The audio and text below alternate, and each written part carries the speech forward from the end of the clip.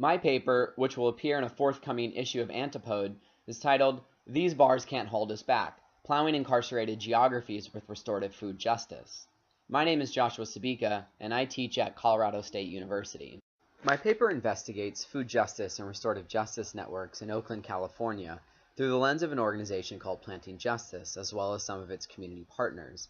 I investigate how these cross-movement collaborations expand the field of food justice struggle by responding to interlocking structural inequalities with integrative solutions. The work of Planting Justice, which aims to use skills typical in the food justice movement to intervene in the system of mass incarceration at the point of reentry, represents one example of a growing trend in the United States and elsewhere linking food and carceral politics.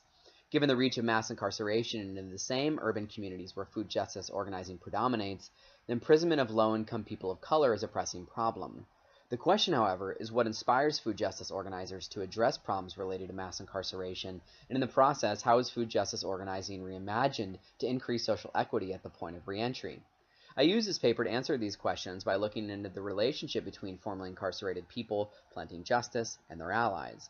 What I find is that to understand the expansion of food justice organizing, scholars need to attend to forms of oppression and social experiences that foreground strategies for racial and economic justice.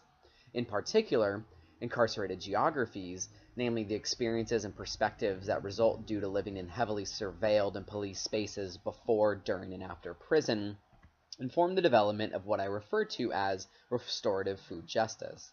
Mass incarceration devastates low-income communities and communities of color by locking up and then exploiting the acquired economic, cultural, and social capital. This exacerbates poverty and segregation, unsettles families, squashes innovation, and pathologizes historically marginalized social groups. Restorative food justice practices emerge in the process of working with formerly incarcerated people and reflect their desires to heal from the trauma of incarceration, improve their economic position, and break free from the prison pipeline. Planting Justice and some of its community partners have devised a range of socio-spatial responses. These include horticultural therapy through building edible landscapes, healing circles to process the challenges of the reentry process and build peer support networks, living wage jobs and full health care benefits, anti-oppression work to foster solidarity and mutual aid practices, and public education and political organizing to spread the word about and advocate for better reentry services.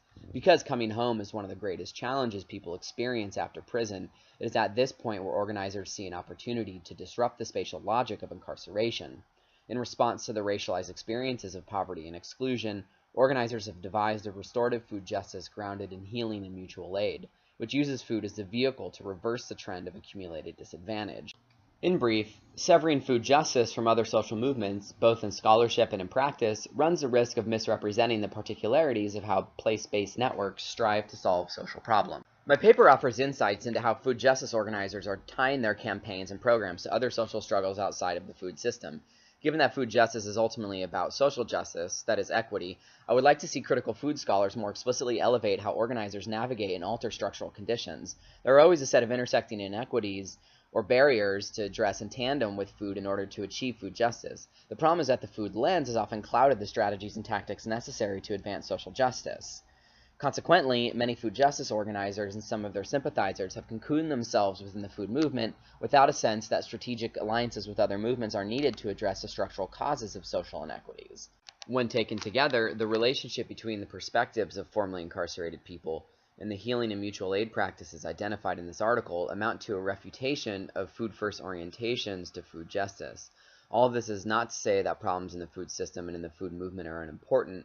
Rather, without an explicit articulation of contemporary inequities, the food movement more broadly may miss opportunities to bridge socio-spatial boundaries, fight for policies, and devise local solutions necessary to transform the conditions behind food system problems. Given the deeper commitment to social justice within food justice circles, there are likely to be many other cross-movement collaborations that find creative ways to advance social equity in a society deeply divided along the lines of class, race, ethnicity, nationality, gender, and sexuality.